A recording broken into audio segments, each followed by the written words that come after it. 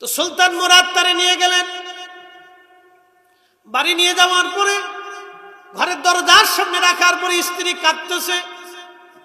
স্ত্রী কেঁদে কেঁদে স্বামীর কাছে এসে বলল, স্বামী রে, আমি বলেছিলাম আপনার অবস্থা এরকম হবে, শহরের কোনো মানুষ আপনাকে ধরতে যাবে না, ছুতে যাবে না, আপনার জানাজা পড়াবে না, আপনার কাফন দাফন দিতে চাবে না। স্বামী রে, আমি জানি আপনার এই অবস্থা হবে, আপনি কেন এই কাজ করতে গেলেন? স্ত্রী কাঁদে আর বলে, স্বামী আল্লাহর কসম করে বলে আমি সাক্ষ্য দিচ্ছি আপনি জমানার শ্রেষ্ঠ পুরুষ। মারহাবা কর। স্ত্রী বলতেছে, আমি সাক্ষ্য দিচ্ছি আপনি জমানার শ্রেষ্ঠ পুরুষ। আচ্ছা, ঘরের বউ আমার সম্পর্কে বেশি ভালো জানে না? আমার স্ত্রী তো আপনাদের থেকে একেবারে কোটি গুণে বেশি আমার সম্পর্কে জানে যে আমি কি তা। ঠিক আছে কিনা? আমার গ্রামের মানুষও আমার সম্পর্কে ভালো জানে যে আমি কি। আমার সাথে যারা থাকে ওরাও আমার সম্পর্কে ভালো জানে যে আমি কি। আপনারা কিন্তু বলতে পারবেন না। কথা ঠিক আছে কিনা? স্ত্রী বলতেছে, আমি সাক্ষ্য দিচ্ছি আপনি নিষ্পাপ, আপনি ভালো লোক। সুলতান মুরাদ বলতেছে, এ আল্লাহর বান্দি, কি হয়েছে ঘটনা খুলে বলো তো। এই মহিলা ডাক দিয়ে বলতেছে, বাচ্চা। মহিলা বলতেছে, আল্লাহর বান্দা। মহিলা বাচ্চা চিনি নাই। বলতেছে, আল্লাহর বান্দা, আমার স্বামীরে এই শহরের মানুষ নিকৃষ্ট মনে করে, গুনাহগার মনে করে, ফাসেক মনে করে, জেনাকারী মনে করে, কিন্তু আল্লাহর কসম আমার স্বামী সৎ পুরুষ ছিলেন এবং তিনি উত্তম পুরুষ ছিলেন। বলে, কি হয়েছে বলো তো। বলে, আমার স্বামী প্রত্যেক দিন রাত্রিবেলা মদের দোকানে যাইতেন, কিছু মদ উনি কিনে নিয়ে এসে এই মদগুলি তিনি পানির মধ্যে ফেলে দিতেন, খালের মধ্যে ফেলে দিতেন, আর বলতেন, আমার বিবি রে, আমি কিছু মানুষকে মদ থেকে বাঁচায় দিলাম। বিবি, আমি কিছু মানুষের মদ থেকে আজকে বাঁচাই দিলাম। আচ্ছা, আমার স্বামী প্রত্যেকদিন পতিতলায় যাইতেন, একটা নারী নিয়ে আসতেন, নারী এনে ওই নারীটাকে নিজের ঘরের ভিতরে এনে সারা রাত্র নামাজ পড়াইতেন। একসাথে কোন আল্লাহু আকবার। আর আমার স্বামী আমার বলতেন, বিবি রে, আমি আজকে অন্তত এই মহিলাকে জেনা থেকে বাঁচাই দিলাম এবং শহরের একটা পুরুষকে জেনা থেকে বাঁচাইলাম। আল্লাহু আকবার। আচ্ছা বলেন, ওই লোকের কাজ শুদ্ধ হোক আর অশুদ্ধ হোক, নিয়ত কিন্তু সহি। কথা ঠিক আছে কিনা? নিয়ত কি? সহি, বিশুদ্ধ নিয়ত। তখন স্ত্রী ডাক দেখে, আমি আমার স্বামীরে বলছিলাম, সমাজের মানুষ আপনার সন্দেহ করবে, আপনার জানাজাও পড়াবে না, আপনার কাফন দাফনও দিবে না, আপনার কবর দিবে না। ঠিকই তাই, সমাজ আজকে তারা মানতেছে না, সমাজ তারা গোসল দিতে চায় না, দাফন করতে চায় না। কিন্তু আমার স্বামী আমারে মাঝে মধ্যে হাসতো আর বলতো, বিবিরে, চিন্তা করিও না, আমারে আল্লাহ জমানার সুলতান রে দিয়া জানাজা পড়াইবে। আল্লাহু আকবার। আমারে আল্লাহ জমানার সুলতান দিয়ে জানাজা পড়াবে। বিবি, তুমি চিন্তা করো না, মানুষ যদি না করে, আল্লাহ আমার এই জমানার এই দেশের সুলতানরে পাঠাই দিয়া আমার জানাজা পড়াবে। সুলতান মুরাদ বললেন, আলহামদুলিল্লাহ, তোমার স্বামীর মনের আশা কবুল হয়ে গেছে। বলতেছে, আপনি কে? বলে, আমি তোমাদের সুলতান, উসমানী সাম্রাজ্যের সুলতান মুরাদ। আমি তোমার সামনে বসে আছি, ছদ্মবেশে আজকে এসে তোমার স্বামীরে পেয়ে গেছি। তখন সৈন্যদেরকে বললো, চলো এই আল্লাহর বান্দারে আমার রাজ দরবারের সামনে নিয়ে যাও। কালকে শাহী মসজিদের সামনে সমস্ত আমির উমরাদেরকে নিয়ে, উলামা ইকরাম নিয়ে এবং দেশের হাজার হাজার মানুষ নিয়ে কালকে ঘোষণা দিয়ে দাও, কালকে তার জানাজার নামাজ আদায় হবে। একসাথে বলবেন আল্লাহু আকবার। উদ্দেশ্য নিয়ে চিন্তা করে দেখেন। তাহলে যে মদ বিক্রি করে, যে গাঁজা বিক্রি করে, যে নেশা বিক্রি করে, তার অবস্থা হলো আরো ভয়াবহ। কারণ সে নিজে অপরাধী এবং আরো মানুষকে সে অপরাধী বানাচ্ছে। সে নিজেও হারাম খাচ্ছে, আরো মুসলমানরা হারাম খাওয়াইতেছে। হালাল খাবার ছাড়া কোনো মুরিদ তরিকতের রাস্তা অতিক্রম করতে পারবে? পারবে না। প্রিয় উপস্থিতি হাজিরিন, খুব মনোযোগের সাথে কথাগুলি শুনবেন। আল্লাহ এই বিদ্যাটা শেখার জন্যে মুসা আলাইহিস সালামকে আল্লাহ রাব্বুল আলামিন পাঠাইলেন খিজির আলাইহিস সালামের কাছে। হযরত খিজির আলাইহিস সালাতু ওয়াস সালাম ছিলেন শত শত হাজার হাজার বছর আল্লাহ তাআলা হায়াত দিয়েছিলেন। আমি ওনার জীবনী পড়তে যাই আমি হিমশিম খেয়ে গেছি। বলে হুজুর হিমশিম কেমনে খাইলেন, আমি বুঝাই। উনি ছিলেন বাদশাহ জুলকারনাইন রাহমাতুল্লাহ আলাইহির উজির। আর বাদশাহ জুলকারনাইন হলেন হযরতে ইব্রাহিম আলাইহিস সালামের জমানার মানুষ। ইব্রাহিম আলাইহিস সালাম চলে গেলেন, ইসহাক চলে গেলেন, ইসমাইল চলে গেলেন, ইয়াকুব চলে গেলেন, ইউসুফ চলে গেলেন। বর্তমান যে ইসরায়েল করে তারা বলে আমরা বনি ইসরাইল, আসলে তারা কিন্তু বনি ইসরাইল না, তারা হলো বাড়াইটিয়া রোহিঙ্গাদের মতো আশ্রয় কেন্দ্র হিসেবে আশ্রয় হিসেবে তারা ওই জায়গা দখল করছিলেন। তারা মূলত বনি ইসরাইল না, বনি ইসরায়েলের কোন লোক তারা না, তারা হচ্ছে দখলদার, ডাকাত, ভূমিদস্যু। কথা বুঝছেন না আপনারা? তারা কি ভূমিদস্যু, ডাকাত।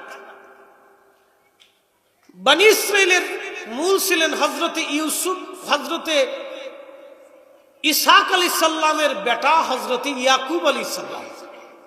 আর ইয়াকুব আলাইহিস সালামের দাদা ছিলেন সাইয়েদুনা ইব্রাহিম আলাইহিস সালাতু ওয়াস সালাম। ইব্রাহিম আলাইহিস সালামের দুইজন বেটা, একজনের নাম হযরত ইসহাক আর একজনের নাম হযরত ইসমাইল আলাইহিস সালাম। ইসমাইল আলাইহিস সালাতু ওয়াস সালামের নসলে আল্লাহর নবী আসছে, আর ইসহাক আলাইহিস সালামের নসলে ইয়াকুব আসছে, ইয়াকুবের নসলে ইউসুফ আসছে। ইউসুফ আলাইহিস সালাম থেকে শুরু করে বনি ইসরাইলের ভিতরে ইয়াকুবের বংশধর থেকে আল্লাহ ৭০,০০০ নবী পাঠিয়েছে। একসাথে বলেন আল্লাহু আকবার। কত হাজার? ভালো করে বুঝেন, কত হাজার? ৭০,০০০। এই ৭০,০০০ নবীর ভিতরে, এই ৭০,০০০ নবীর ভিতরে, এই ৭০,০০০ নবীর ভিতরে একজন নবীর নাম হচ্ছেন মূসা আলাইহিস সালাম। ভালো করে বুঝেন। তাহলে কোথায় ইব্রাহিম আলাইহিস সালাম আর কোথায় মূসা আলাইহিস সালাম? মাঝখানে হাজার হাজার বছর। তো খিজির আলাইহিস সালামের জন্ম হইল হযরত ইব্রাহিম আলাইহিস সালামের জমানাতে, আর তিনি উজির ছিলেন বাদশাহ জুলকারনাইনের। তিনি সেই বাদশাহ যাকে আল্লাহ মাশরিকে এবং মাগরিবে, শিমালে এবং জুনুবে, পূর্ব এবং পশ্চিমে, উত্তরে এবং দক্ষিণে পৃথিবীর এমন কোন ইঞ্চি মাটি ছিল না যে ইঞ্চি মাটির বাদশাহী আল্লাহ তারে না দিয়েছিলেন। আর তিনি সেই জুলকারনাইন বাদশাহ, পৃথিবীর যেখান থেকে সূর্য উদিত হয়, অর্থাৎ পৃথিবীর একবারে প্রথম শুরুর স্থান পর্যন্ত আল্লাহ ওনারা সফর করেছে, এবং যেখান থেকে সূর্য ডুবে যায় দেখা যায় পৃথিবীর সেই শেষ প্রান্ত পর্যন্ত আল্লাহ ওনার তিনারে সেই পর্যন্ত নিছে, যা আজও পর্যন্ত বিজ্ঞান যাইতে পারে নাই। জোরে কর না, আরো জোরে। বাদশার নাম কি? বাদশাহ জুলকারনাইন। তিনি সেই বাদশাহ কোরআনের ইয়াজুজ এবং মাজুজ, ইয়াজুজ মাজুজের প্রাচীর তিনি নির্মাণ করেছিলেন। সেই প্রাচীর কোথায় আছে বলবো? বলে দিয়ে যায়। সেই প্রাচীর আছে রাশিয়ার ককাসাস অঞ্চলে। ককাসাস অঞ্চল হচ্ছে পাহাড়ি দুর্গম স্থান, প্রচন্ড ঠান্ডা পড়ে, ওখানে কোনো মানব জাতি যায় না। একবারে জাপান, উত্তর কোরিয়ার থেকে কোণার থেকে শুরু করে রাশিয়ার একবারে কোণা দিয়ে উত্তর পূর্ব দিকে একবারে কোণা পর্যন্ত ককেশাস অঞ্চলে, এই অঞ্চলের পাহাড়ি বেষ্টিত অঞ্চলে সেই ইয়াজুজ মাজুজের প্রাচীর বাদশাহ জুলকারনাইন রাহিমাহুল্লাহ নির্মাণ করেছিলেন। সেই ইয়াজুজ মাজুজ হলো ওই অঞ্চলের মানুষ হবে। কিয়ামতের আগে তারা দুনিয়াতে বের হয়ে আসবে এবং পৃথিবীর কোন সাগরের পানি তারা অবশিষ্ট রাখবে না, সব খাইয়ে শেষ করে ফেলবে। দুনিয়ায় মানব জাতিকে তারা ধ্বংস করে দিবে। ১২০ হাত করে তারা লম্বা হবে, তাদের চুল থাকবে লাল লাল, এবং তারা বিকট চেহারার অধিকারী হবে। মানব জাতির ভিতরে একটা অংশ। নূহ আলাইহিস সালাতু ওয়াস সালামের ৩টা বেটা, একটা বেটার নাম হাম, সাম, ইয়াফেস, আর একটা ছিল কেনান। অত তো আপনি কি বলে মহাপ্লাবনে ডুবে মরে গেছে। তো হাম, সাম, ইয়াফেসের বংশধর হবে ইয়াজুজ আর মাজুজ। ইয়াফেসের বংশধররা হচ্ছে কালো নিগ্রো, আর ইয়াফেসের বংশধর হবে ইয়াজুজ মাজুজ। খুব মনোযোগ দিয়ে, নূহ আলাইহিস সালামের সেই বংশধর হবে ইয়াজুজ মাজুজ। ওরা মানব জাতির একটা বংশধরই হবে, কিন্তু পৃথিবীতে নিকৃষ্ট হবে তারা। প্রিয় উপস্থিতি, তো খিজির আলাইহিস সালাম হচ্ছেন সেই জমানার মানুষ যখন বাদশা জুলকারনাইন তিনি তাম পৃথিবীর বাদশা আল্লাহ তাকে বানিয়ে দিলেন, তাম পৃথিবীর বাদশা আল্লাহ তাকে বানিয়ে দিয়েছিলেন। কোন কোন বর্ণনাতে আসছে উনি 1000 বছর পৃথিবী শাসন করেছিলেন। একবার জোরে বলা যাবে কি আল্লাহু আকবার। 1000 বছর, তার নাম বাদশা জুলকারনাইন। আরেকজন বাদশা ছিলেন বাদশা নমরুদ, সেও পৃথিবীতে 1000 বছর দুনিয়া শাসন করছে, কিন্তু 400 বছর তার ভিতরে জুতার বাড়ি খেয়েছে। কত বছর? 400 বছর খেয়েছে জুতার বাড়ি। 1000 বছর শাসন করছে, কিন্তু জুতার বাড়ি 400 বছর খাইছে। 400 বছর তার মাথার উপর পিটাইতে হইতো, 400 বছর সে জুতা দিয়ে পিটুনি খেয়েছে। ভালো করে শুনে যান। তো আল্লাহ জুলকারনাইনকে 1000 বছর পৃথিবীর শাসনের ক্ষমতা দিয়েছিলেন, সারা পৃথিবীর মালিক বানিয়েছিলেন। এই বাদশা জুলকারনাইনের প্রধান উজির ছিলেন হযরত খিজির আলাইহিস সালাম। জুলকারনাইন সেই বাদশা যিনি আবে হায়াতের পানি পান করার জন্য রওনা দিয়েছিলেন। হযরত খিজির আলাইহিস সালামের সাথে নিয়ে জুলকারনাইন আবে হায়াতের পানি পান করার জন্য, যেই পানি পান করলে দীর্ঘদিন বেঁচে থাকা যায়, সেই পানি পানের জন্য হযরতে বাদশা জুলকারনাইন এবং খিজির ওই জমানায় রওনা দিলেন। কিন্তু ভাগ্যক্রমে হযরত খিজির আলাইহিস সালাম আগে গেলেন এবং আগে তিনি পানি পান করলেন। জুলকারনাইনের নসিব হলো না, কিন্তু খিজির আলাইহিস সালাম সেই পানি পেয়ে গেলেন। এই জন্য আল্লাহ তার এতটা লম্বা হায়াত দিলেন। সেই লম্বা হায়াত থেকে, সেই জমানা থেকে তিনি মুসা আলাইহিস সালামের জমানা পর্যন্ত দুনিয়াতে নবীদের সাথে কথা বলছে। একসাথে বলবেন আল্লাহু আকবার। না হয় না, আরো জোরে বলেন আল্লাহু আকবার। এখনো পৃথিবীর বহু ওলিদের সাথে খিজির আলাইহিস সালামের সাক্ষাৎ হয়। বিশ্বাস হয় না? একসাথে কোন হয় না? যার হয় না সে কবে যে হুজুর তালি দেখান, আমার তো আর দেখানোর সুযোগ নেই। যাদের সাথে দেখা সাক্ষাৎ হয়েছে তারাই তো কিতাবে লিখে গেছে। কি কথা ঠিক আছে কিনা? আমি তো আর আমার সাথে দেখা সাক্ষাৎ হয় না, এই জন্য আমি তো আর বলতে পারতেছি না। ভাই তাহলে আপনারা আসেন, অমুক রবিবারের দিন আপনাদের সাথে খিজির আলাইহিস সালামের দেখা সাক্ষাৎ করে দিতেছি। আর এত সহজ ভাবেন না যে খিজির আলাইহিস সালামরা আপনি দেখবেন। কারণ আল্লাহ যদি জিজ্ঞেস করে যে তুমি যে দেখবার চাও তা নামাজ দাও, তো বলবেন আল্লাহ তাহলে আমার জীবনে সব নামাজ নিয়ে যাও। তো আল্লাহ জিজ্ঞেস করে যে অক্ত কাজা করছো সেটা দাও।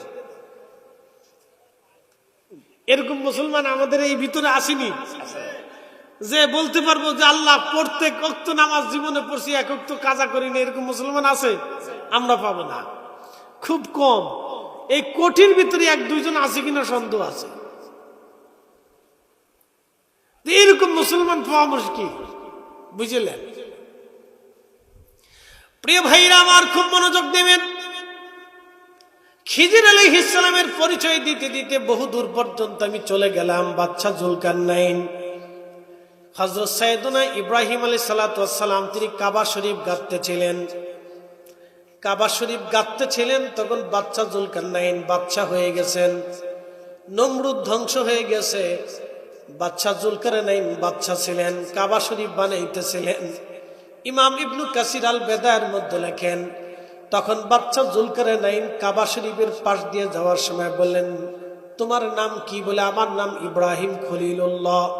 তুমি কি করো? বলে আল্লাহর ঘর গাঁথতেছি। বলে আল্লাহ আবার কে? জুলকারনাইন ডাক দেখে, আল্লাহ আবার কি? বলে তোমারও রব আমারও রব। তিনি আসমানের মালিক, জমিনের মালিক, তিনি তামাম সৃষ্টির সৃষ্টিকর্তাওয়ালা, তিনি খালিক, তিনি রব, তিনি রব্বুল আলামিন।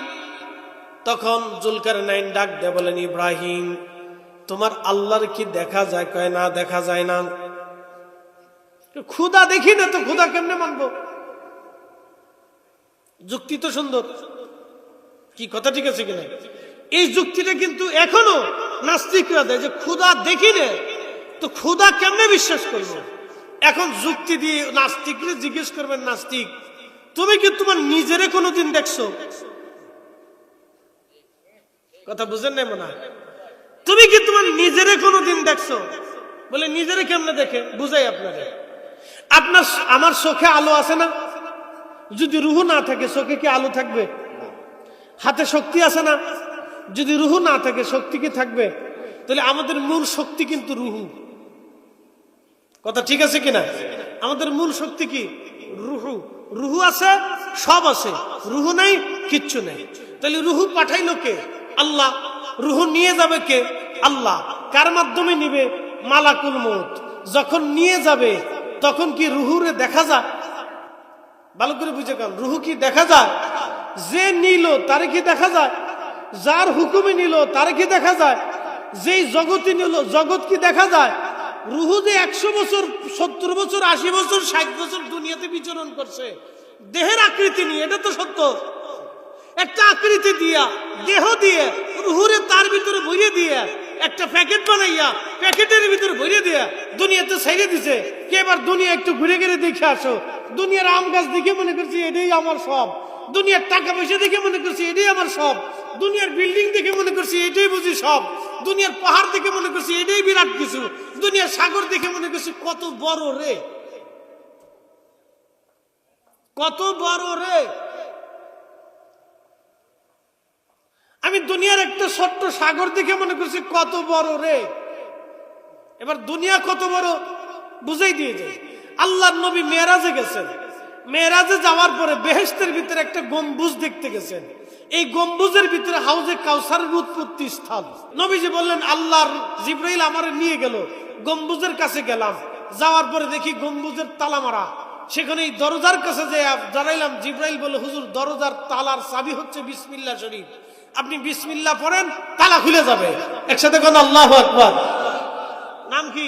বিসমিল্লাহ শরীফ, বিসমিল্লাহির রহমানির রহিম। এই জন্য বিসমিল্লাহ ছাড়া কোনো কাজ করলে সে কাজে বরকত হয় না। কথা ঠিক আছে নি?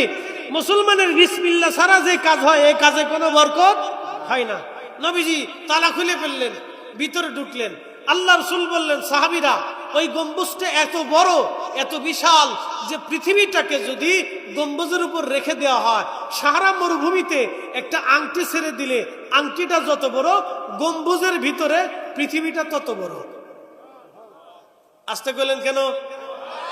জোরে বলেন, হ্যাঁ একসাথে বলেন। ওটার মালিক কে? তাহলে আল্লাহ কত বড়। তাহলে বুঝেন আল্লাহ কত বড়,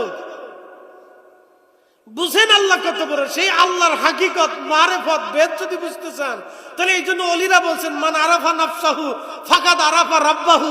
যে নিজেরে চিনছে সে আল্লাহরে চিনছে। একসাথে কোন আল্লাহু আকবার।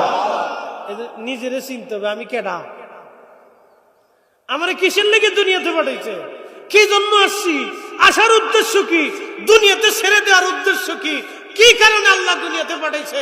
মানুষ যদি এই কথাগুলি বুঝে, অনুধাবন করে, তাহলে সে ওলি হয়ে কবরে চলে যাবে। বুঝতে কষ্ট হইতেছে না? জগৎ তো তরিকার জগৎ, মজলিসও তরিকার মজলিস। এই জন্য আজ এই জায়গা মতো ধরছি। একসাথে যারা বলেন আল্লাহু আকবার। প্রিয় উপস্থিতি, খুব মনোযোগের সাথে শুনবেন। এই এত বড় বিরাট পৃথিবী দেখে আমি পাগল হয়ে গেলাম। তাহলে মালাকুল মউতরে দেখা গেল না, নিয়ে গেছে সত্য। রূহ আছে এটাও সত্য, যে নিয়ে গেল সেও সত্য, যার হুকুমে নিল সেও হুকুমদাতাও সত্য, যেই জগতে নেওয়া হলো সেই জগৎটাও সত্য। এই জন্য আমরা তো আমার নিজেকেই দেখি নাই, আল্লাহ দেখার ইচ্ছা কেমনে করব? সাহাবীরা বসে বসে গবেষণা করতেছিলেন, আল্লাহ দেখতে কেমন, কত বড়, কবে সৃষ্টি, আল্লাহ কবে থেকে, আল্লাহ শেষ আবার কবে, এগুলি নিয়ে গবেষণা করতেছিলেন। আমার নবী বললেন, সাহাবীরা রে, তোমরা আল্লাহ নিয়ে গবেষণা করিও না, তোমরা আল্লাহ সৃষ্টি নিয়ে গবেষণা করো। তখন আয়াত নাজিল হয়ে গেল, ইয়াতাফাক্কারুনা ফি খালকিস সামাওয়াতি ওয়াল আরদ। নবী আমার, আসমান ও জমিনের ভিতরে যাহা আছে সবকিছু নিয়ে উম্মতকে বলেন, তারা যেন তাফাক্কুর করে, তারা যেন চিন্তা করে। এরপরে তারাই বলে ফেলবে, রব্বানা মা খালাকতা হাযা বাতিলা।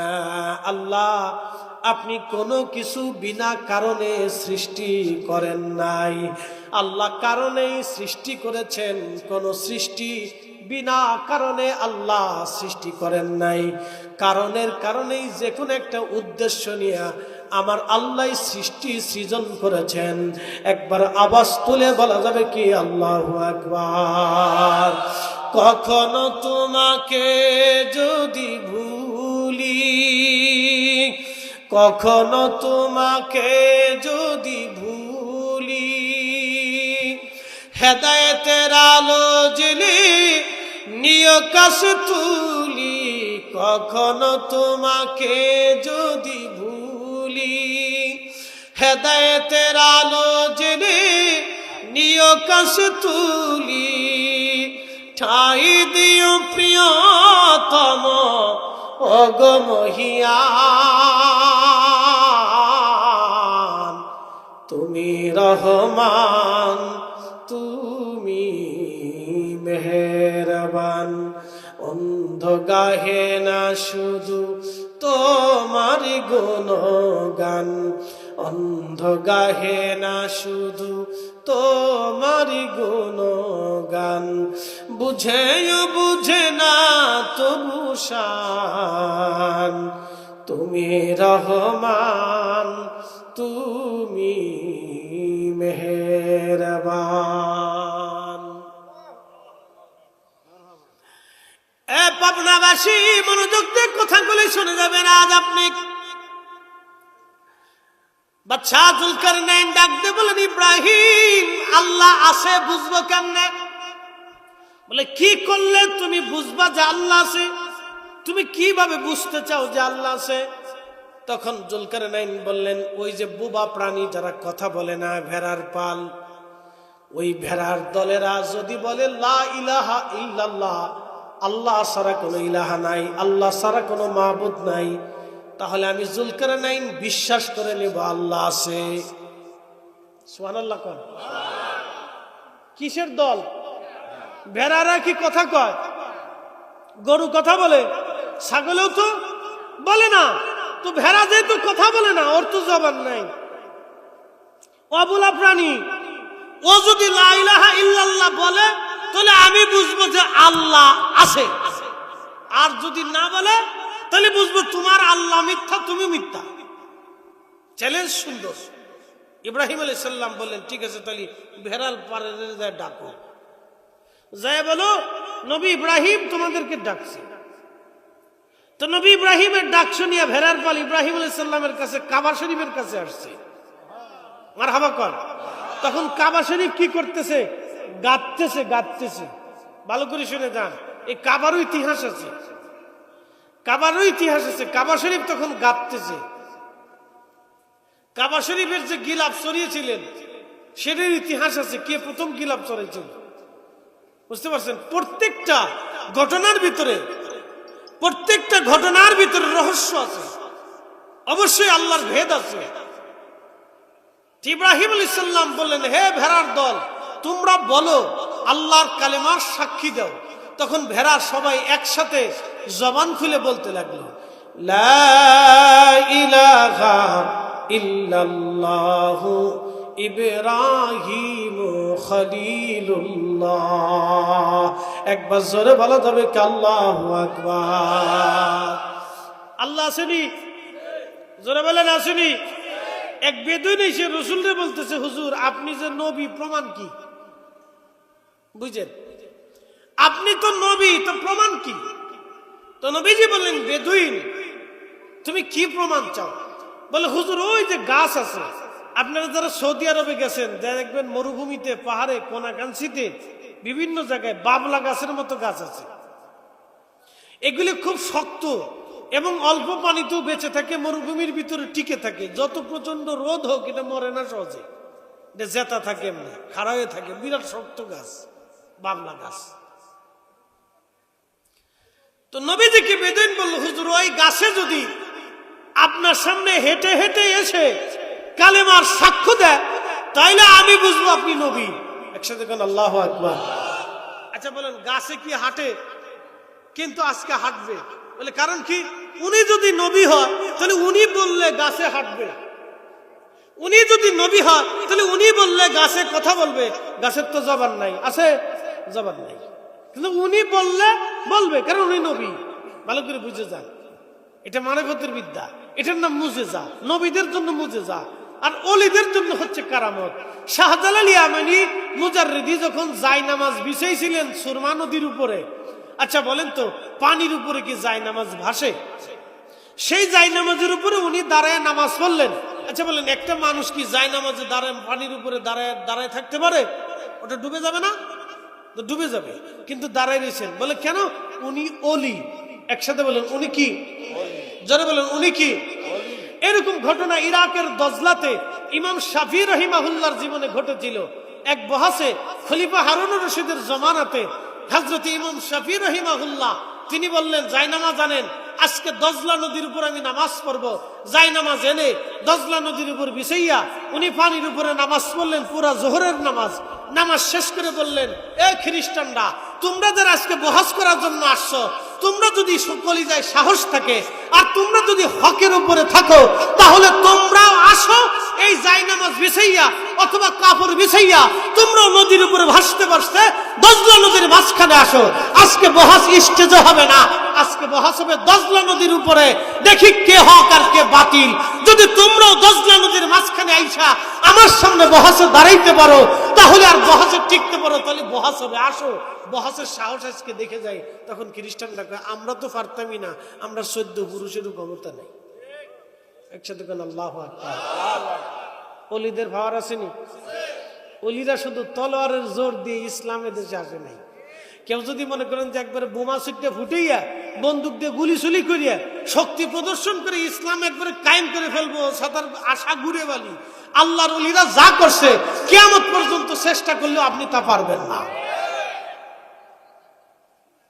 অলিরা দেশে ইসলামের জন্য যা করছে আমরা কিয়ামত পর্যন্ত চেষ্টা করলে পারবো না। তার একটু ব্যাখ্যা আপনাদেরকে দিয়ে দেই। সারা বাংলাদেশে আলেম আছে কত জানেন? 40 লক্ষ। কত লক্ষ? ভারত, পাকিস্তান, বাংলাদেশ, মিয়ানমার, থাই, আপনার কি বলে ভুটান, নেপাল দিয়ে এই অঞ্চলে আলেম আছে মিনিমাম 60 থেকে 70 লক্ষ।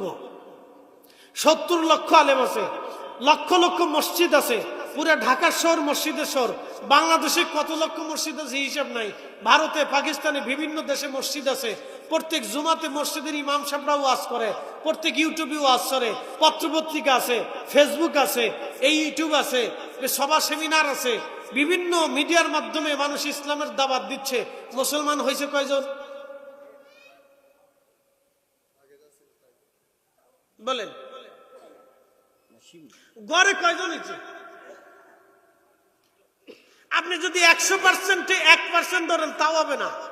1% আপনি ভাগ করেন, তার ভিতরে একবারে মাইনাস দিয়ে যদ্দূর আছে তদ্দূর হইতে পারে। কিন্তু খাজা বাবা আজমিরের সময় ইউটিউব নাই, সভা নাই, সেমিনার নাই, মাদ্রাসা নাই, মক্তব নাই, ওয়াজ নাই, নসিহত নাই, মুসলমান নাই, কিচ্ছু নাই, কোনো কিছু ছিল না। তাহলে তিনি কি ওয়াজ করলেন যে উনার সময় উনার কাছে 90 লক্ষ মানুষ কালেমা পড়ে মুসলমান হলো? একসাথে বলবেন আল্লাহু আকবার। তাহলে উনি একা যা করছে আমরা এই 70 লক্ষ তা পারিনি। কি আসতে কনকে জোরে বলেন? উচিত কথার ভাত নাই। কি কথা ঠিক আছে না? উচিত কথায় মহাই বাজার, গরম বাতে মিলাই বাজার, ডাল বাতে কুটুম বাজার। এই জন্য তোমরা ফির মাসে অলিরা কি করছে? আরে মিয়া অলিরা যা করছে আমরা 14 পুরুষ চেষ্টা করলেও তা পারবে না।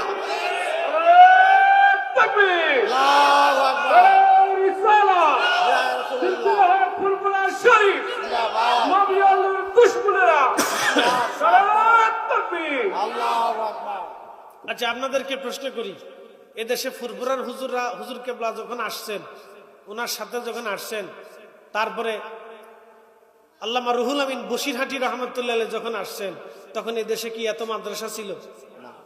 হ্যাঁ, ওনাদের ওয়াজ শুনে শুনে মানুষ আমল করত। আসতে কই না জোরে বলেন।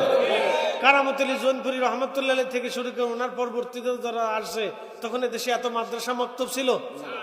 খাজা এনায়েতপুরি রহমতুল্লাহ সিরাজগঞ্জের এনায়েতপুরি আসছে, তখন কি এত মাদ্রাসা মক্তব ছিল?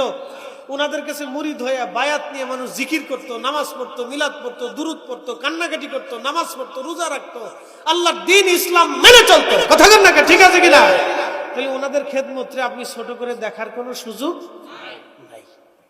যারা ছোট করে দেখে তারা মূলত এই অল্প আত্মার, ছোট আত্মার অধিকারী। কথা ঠিক আছে না ভাই? ছোট্ট আত্মার অধিকারী। আত্মা ছোট।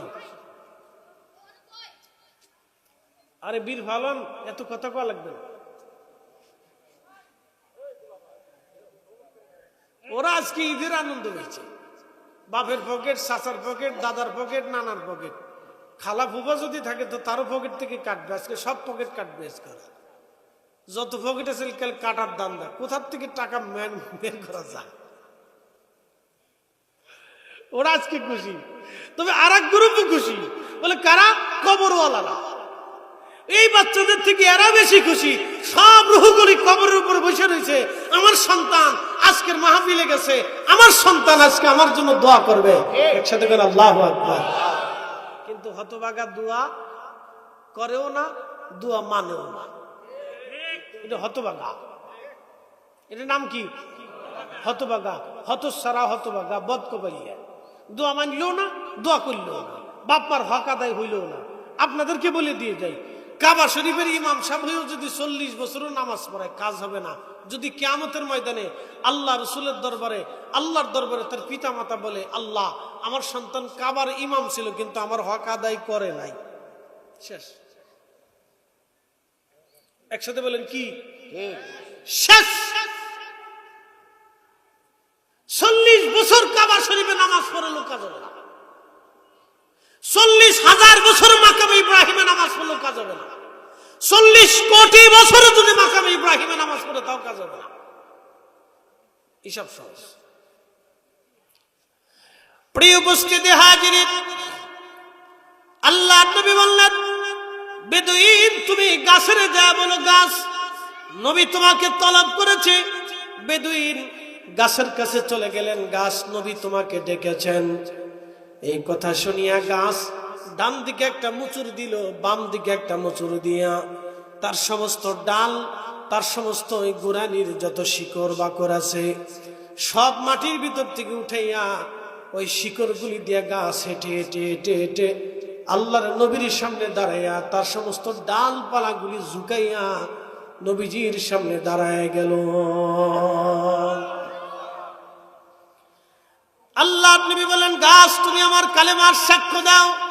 গাছ বলতে লাগলো, লা ইলাহা ইল্লাল্লাহু মুহাম্মাদুর রাসূলুল্লাহ সাল্লাল্লাহু আলাইহি ওয়াসাল্লাম। গাছ যখন কালেমার সাক্ষ্য দিল, নবী বললেন, বেদুইন গাছে তো কালেমার সাক্ষ্য দিয়েছে, তুমি কালেমা পড়ো। বেদুইন ডাক দিয়ে বলেন, ইয়া রাসূলুল্লাহ, যদি গাছ হেঁটে হেঁটে তার স্থানে পুনরায় আবার যে বসে যায় তাহলে আমি কালেমা পড়ব। নবী বললেন, গাছ তুমি তোমার জায়গায় চলে যাও। গাছ তার শিকল দিয়ে বাকল দিয়ে হেঁটে হেঁটে তার স্থানে চলে যাইয়া ওই গাছ ওইখানে দাঁড়ায় গেল। ওইখানে দাঁড়াইয়া গাছ স্থাপন হয়ে গেল। বেদুইন আর দেরি করলো না, সাথে সাথে পড়ে ফেলল, লা ইলাহা ইল্লাল্লাহু মুহাম্মাদুর রাসূলুল্লাহ সাল্লাল্লাহু আলাইহি ওয়াসাল্লাম। তাহলে আমার নবী সত্য না মিথ্যা? বেদুইন কালেমা পড়ে ফেলল। আবু বকর সিদ্দিক রাতের আধারে স্বপ্ন দেখে আকাশের চাঁদ আর সূর্য এসে নবীজি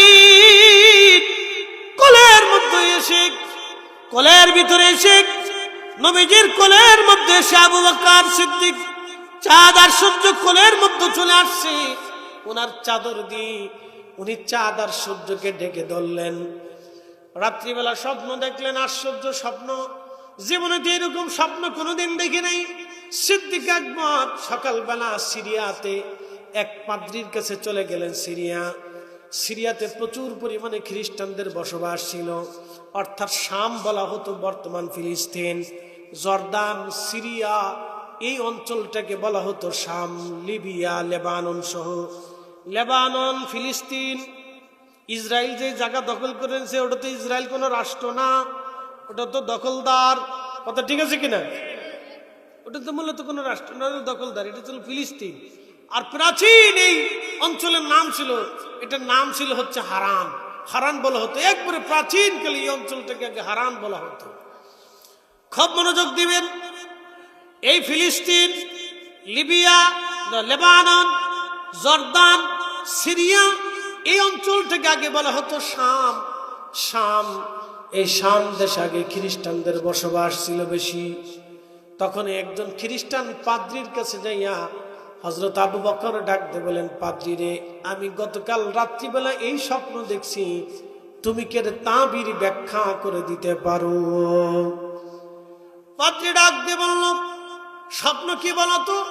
বলে, রাতের আধারে আকাশের সূর্য এবং চাঁদ আমার কোলের মধ্যে আসছে, চাদর দিয়ে আমি ঢেকে ধরে রাখছি, স্বপ্নখানা দেখলাম, বলো তো স্বপ্নের তাবির কি? তখন এই পাদ্রি ডাক দিয়ে বলো, তোমার নাম কি? আবু বকর। বলে, হ্যাঁ আমার নাম আবু বকর। তোমার বাড়ি কি মক্কায়? বলে, হ্যাঁ। তুমি কি কুরাইশ বংশের? বলে, হ্যাঁ। আবু বকর, তোমার সৌভাগ্য, স্বপ্ন তুমি সত্য যদি দেখে দেখো তাহলে তুমি শুনে নাও, তোমাদের জমানাতে একজন নবী আসবে, তার নাম হবে মুহাম্মদ সাল্লাল্লাহু আলাইহি সাল্লাম। বাবার নাম হবে আব্দুল্লাহ, মায়ের নাম হবে আমেনা। বাবার নাম আব্দুল্লাহ, মায়ের নাম আমেনা। তার বংশ হবে কুরাইশ, বনু হাশেম। এই বংশের থেকে শ্রেষ্ঠ বংশ আর পৃথিবীতে হবে না, এই পরিবার থেকে শ্রেষ্ঠ পরিবার আর দুনিয়াতে হবে না। একসাথে জোরে বলেন আল্লাহু আকবার। না হয় না, আরে জোরে জোরে বলছি, জোরে জোরে একসাথে হাত উঁচু করে বলেন তো আল্লাহু আকবার। আল্লাহু আকবার কেন বললাম? হাত নামান। যার বাবা মার নাম তাওরাতে জবুরে লেখা থাকে, যার বাবা মার প্রশংসা তাওরাত জবুর ইনজিলে করা আছে, তার বাবা মারে আজকে আমার মতো টুপিওয়ালা হুজুর কয় কাফের, জাহান্নামী। কি বুঝলেন? আপনি বুঝলেন? আপনি বুঝলেন? আপনাদের আঞ্চলিক ভাষায় বলতেছে, আপনি বুঝলেন? পাবনার আঞ্চলিক ভাষায় বলতেছে, বুঝলেন? যার আব্বা আম্মার প্রশংসা তাওরাতে জবুরে ইনজিলে লেখা আছে, তার আব্বা আম্মারে আজকে 1450 বছর পরে আইসা কাফের আর জাহান্নামী বানাইয়া সেই টুপিওয়ালা হুজুর জান্নাতের আশা করে, চিন্তা করে মরে গেলে 80টা হুর পাবো। শয়তানে ঘুরে দাঁড়ায় দাঁড়ায় হাসে কে, দোস্ত তুই আমার থেকে বড় চিটার। শয়তানে দূরে দাঁড়ায় চিন্তা করে, আমি তো এরকম চিটারি করিনি, তুই আমার থেকে বড় চিটারি করতেছিস। কি আশ্চর্য দুনিয়াতে বাস করে, চিন্তা করেন তো আপনি। এই জন্য অলিদের রাস্তা হলো হকের রাস্তা। কথা ঠিক আছে কিনা? অলিদের রাস্তা কিসের রাস্তা? হকের রাস্তা। এই রাস্তা আপনাকে জান্নাতের পথ বাতলাবে। আল্লাহু আকবার। কিসের পথ বাতলাবে? বেহেশতের রাস্তা বাতলাবে। অলিদের রাস্তা হলো বেহেশতের রাস্তা। ভালো করে শুনে নেবেন পাবনাবাসী। এবার পাদ্রী ডাকতে বলতেছে, আবু বকর আপনি চলে যান, আপনাদের দেশে যদি সন্তান আসে, এই নবীর আগমন হয়, তাহলে আপনার জন্য একটা সুসংবাদ আছে, আপনি হবেন তার সাহাবী এবং আপনি হবেন তার প্রথম খলিফা, খলিফাতুল মুসলিমিন। তাওরাতে জবুরে ইনজিলে যেইভাবে লেখা আমি সেইভাবেই আপনার বর্ণনা বাতলাই দিলাম। আল্লাহু আকবার। তাহলে বুঝা গেল হযরত আবু বকরের কথাও তাওরাত জবুর ইনজিলে আছে। এই জন্য নবীদের পক্ষে থাকা এটা কিন্তু তকদির লাগে, এটা বাজেট লাগে। একসাথে বলেন কি লাগে? এই আমাদের প্রধানমন্ত্রী ভোটাভুটি হয়ে নির্বাচন হয়ে একজন প্রধানমন্ত্রী হয়েছে, কথা ঠিক আছে না? এমপি যিনি হয়েছেন তিনিও ভোটাভুটি হয়ে নির্বাচন হয়ে এমপি হয়েছে, কথা ঠিক আছে না? তো অলি হওয়ার জন্য কি ভোটাভুটি লাগে? অলি হওয়ার জন্য কিন্তু ভোটাভুটি সিস্টেম নাই। অলি হওয়ার জন্য নির্বাচিত হয়ে আসে। কোথার থেকে? ওর রবের পক্ষ থেকে নির্বাচিত হয়। কে অলি হবে? আল্লাহু আকবার। কে অলি হবে এটা ওনার কাছ থেকে নির্বাচিত হয়। ওনার কাছ থেকে নির্বাচিত হয় যে কে অলি হবে, আর কে অলিদের সঙ্গী হবে সেটাও নির্বাচিত হয়। কারণ পৃথিবীতে বহু মানুষ শাহরুখ খানকে ভালোবাসে, সালমানকে ভালোবাসে, ওই বেডিকার ল্যাংটা বেডিকার জন্য মোহাম্মত নিয়ে দৌড় ফেরে পাগল হয়ে যায়। দুনিয়াতে বহু মানুষ আছে ওই খেলোয়াড়রা ভালোবাসে, যেমনি চুল কাটে এমনি চুল কাটে, যেমনি পোশাক পরে এমনি পোশাক পরে। আমাদের কত বড় সৌভাগ্য যে আমরা অলিদের দলভুক্ত হইতে পারছি, কথা কন না ঠিক আছে কিনা? এটা আমাদের 14 পুরুষের ভাগ্য। কারণ আল্লাহ রাসূল বলেছেন, আল মারু মা মান আহাব্বা, তুমি যারে ভালোবাসো কিয়ামতের ময়দানে তার সাথে তার হাসর নাসর হবে। দুনিয়াতে যদি আপনি গান জুটির সাথে মোহাব্বত রাখেন তাহলে ফিরি ফিরি গাঞ্জা খাইতে পারবে। পৃথিবীর সবচেয়ে বড় প্রেম হলো গান জুটির প্রেম, খুব মারাত্মক প্রেম। ও আপনার প্রথম প্রথম ফিরি ফিরি গাঁজা খাওয়াবে, দোস্ত খা, বাবা খাবে, গাঁজা খাবে, হিরোইন খাবে, বিড়ি খাবে, দোস্ত খা।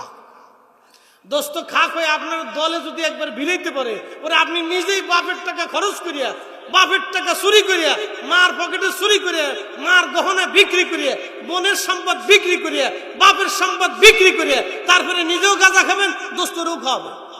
খুব মনোযোগ দিবেন হাজিরিন, আল্লাহর নবীর দরবারে হযরতে আবু বকর সিদ্দিক চলে আসলেন সিরিয়ার থেকে। আসার পরে তিনি জানতে পারলেন নবীজি কালেমার দাওয়াত দিচ্ছেন। হযরত আবু বকর সিদ্দিক চলে গেলেন নবীজির বরগাহে। যাওয়ার পরে তিনি সালাম দিলেন। নবী আমার মুস্কি মুস্কি আসে, কি ব্যাপার আবু বকর, কি জন্য আপনি আসছেন?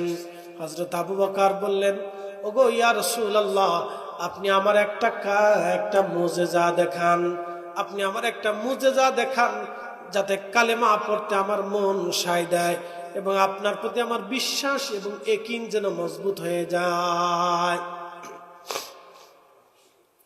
আপনি আমার একটা মুজিজা দেখান। ঠিক ওই সময় হযরত আল্লাহর নবী মুস্কি হাসি দিয়ে বলেন, আবু বকর, সিরিয়াতে থাকা অবস্থায় তুমি রাতের আধারে, রাত্রিবেলা তুমি স্বপ্ন দেখেছিলে একটা চাঁদ, একটা সূর্য তোমার কোলের মধ্যে চলে আসছে। আবু বকর রে, তুমি এই সূর্যের স্বপ্নের তাবির সকালবেলা পাদ্রীর কাছে গেলা, পাদ্রী তোমাকে বলল এই তুমি হলা আমার পরিচয় তোমাকে দিয়ে দিল এবং আমার খেলাফতের পরিচয় তোমাকে দিয়ে দিল। এরপরেও কি তুমি মুজিজা জানতে চাও? আল্লাহর নবীর দরবারে আবু বকর হাসি দিয়ে বলেন, ইয়া রাসূলুল্লাহ, আর আমার বুঝার বাকি নাই, আপনি সত্য নবী, আপনি শেষ নবী, আপনি আমার জবান খোলাইয়া পড়ে দেন কালেমা লা ইলাহা ইল্লাল্লাহু মুহাম্মাদুর রাসূলুল্লাহ পড়ি সাল্লাল্লাহু আলাইহি ওয়াসাল্লাম। একটা জবান বন্ধ থাকবে না, চিৎকার মেরে বলেন আল্লাহু আকবার। এখন প্রশ্ন ভালো করে বুঝবেন। আবু বকর রাদিয়াল্লাহু আনহু স্বপ্ন দেখলেন সিরিয়াতে, তাবির করলেন পাদ্রীর কাছে, খবর আসছে দরবারে মুস্তাফাতে। মারহাবা কর। আবার বলি, আবু বকর সিদ্দিক স্বপ্ন দেখলেন সিরিয়াতে, তাবির করলেন পাদ্রীর কাছে, সংবাদ আসলো মক্কাতুল মুকাররমাতে আমার রসুলের দরবারে। তাহলে কি বুঝলেন? উম্মতের খবর রসুলের দরবারে আসে না নাই? যেমনে বলেন মনে বিশ্বাস হয় না, একসাথে বলেন, উম্মতের খবর নবীর দরবারে আসে না নাই? উসমান রাদিয়াল্লাহু আনহু তিনি জামিউল কুরআন, কোরআন একত্র করনে বলা। হযরত উসমানের থেকে বেশি কোরআনের খেদমত আজ পর্যন্ত কেউ করতে পারে নাই। এই আল্লাহর কোরআনের সবচেয়ে দামি শ্রেষ্ঠ খেদমত হযরত উসমান গনি করে গেছে। ভালো করে শুনে যান, কোরআনের খেদমত উসমানের থেকে বেশি কেউ করতে পারে নাই। যে যতই বলুক আমি কোরআনের খেদমত করি, উসমান থেকে খেদমত কেউ বেশি করতে পারে নাই। আমি মদিনা মসজিদে নববীর ভিতরে একটা লাইব্রেরি আছে, মসজিদে নববীর ভিতরে একটা লাইব্রেরি আছে, সেই লাইব্রেরিতে আমি গিয়েছিলাম, আমার মোবাইলে ছবি তোলা আছে। সাহাবীরা পাথর খোদাই করে কোরআন লেখছে, সেটা আছে এখনো। কাঠের ভিতরে কোরআন লেখছে, সেটা এখনো আছে। হাড়ের ভিতরে কোরআন লেখছিল, এগুলি পরে উসমান গনি কিছু কিছু পুড়িয়ে নষ্ট করে দিয়েছিলেন, যাতে পরবর্তীতে এই কপিগুলি নিয়ে কেউ আর ফিতনা ছড়াইতে না পারে। তো তিনি সমস্ত কোরআনকে কোন সূরা আগে হবে, কোন সূরার পরে কোন সূরা হবে, কোন আয়াতের পরে কোন আয়াত হবে, সব কিছু উনি ডিটেলস সাহাবায়ে কেরাম নিয়ে বইসা বোর্ড করে অনেক নিরীক্ষণ করে পর্যবেক্ষণ করে তারপরে অনেক কষ্ট করে তিনি কোরআন একত্রিত করলেন। এই জন্য ওনাকে বলা হল জামিউল কোরআন, কোরআন একত্রিত করনে বলা। আজকে যে কোরআন আপনি সহজে পড়েন, এই কোরআন হযরত উসমান গনি এই কপিটা তৈরি করে গিয়েছিলেন। যতদিন পর্যন্ত কোটি কোটি মুসলমান কোরআন পড়বে, এই কোরআনের সওয়াব হযরত উসমান গনির আমলে আল্লাহ পৌঁছাই দিবে। একসাথে বলবেন আল্লাহু আকবার।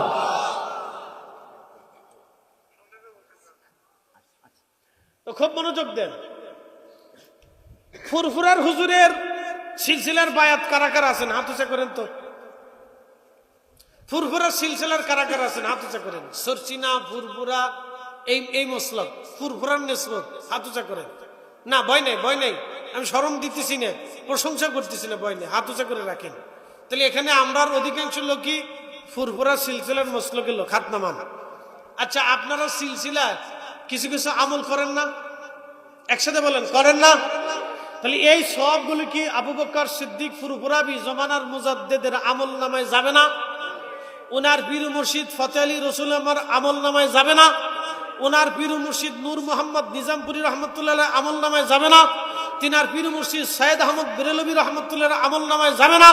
তিনার পীর মুর্শিদ শাহ আব্দুল আজিজ মুহাদ্দিস দেহলভীর আমল নামায় যাবে না?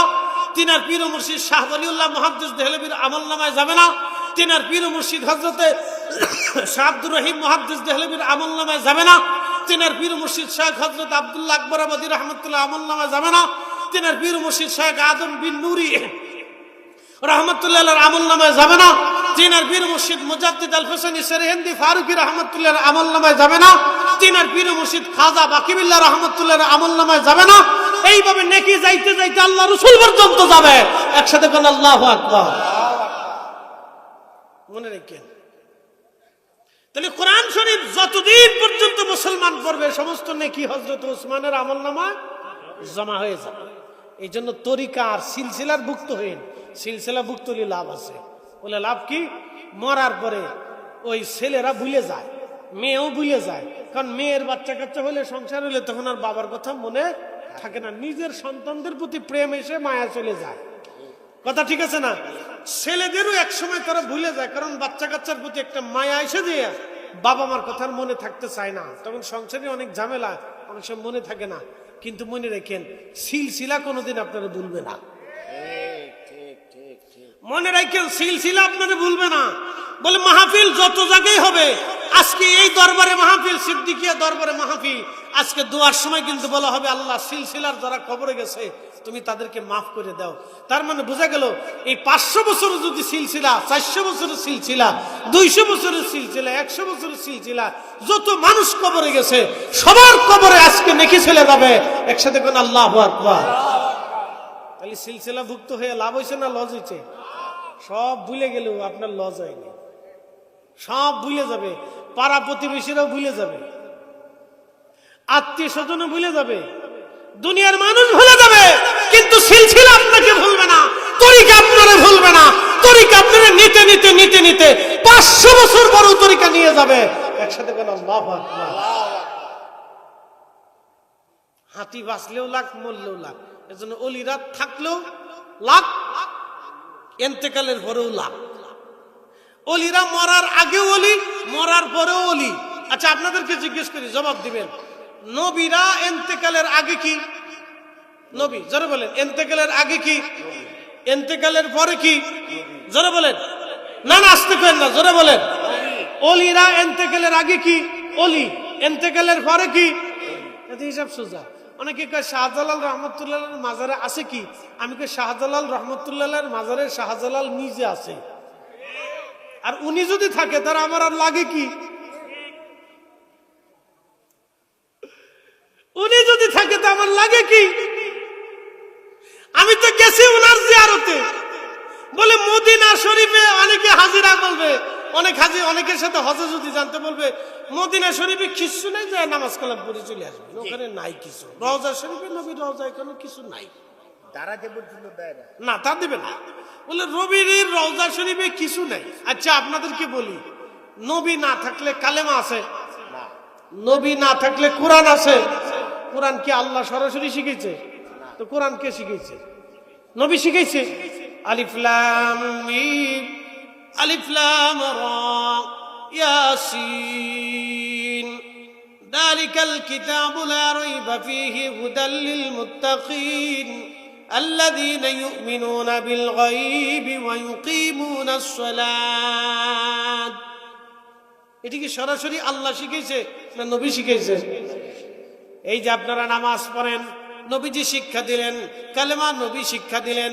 হজ শিখাইলেন, যাকাত শিখাইলেন, রোজা শিক্ষা দিলেন, তাহাজ্জুদ শিক্ষা দিলেন, দিন শিক্ষা দিলেন, দাড়ি টুপি শিক্ষা দিলেন, সুন্নত শিখাইলেন, মুস্তাহাব শিখাইলেন, ফরজ শিখাইলেন, কোন সময় কোন ফরজ, কোন সময় কোন ওয়াক্ত, কেমনে পড়া লাগবে, কেমনে সিজদা হবে, কেমনে রুকু হবে, কেমনে ওযু হবে, কেমনে গোসল হবে, সবকিছু নবীজি শিক্ষা দিয়ে দিলেন।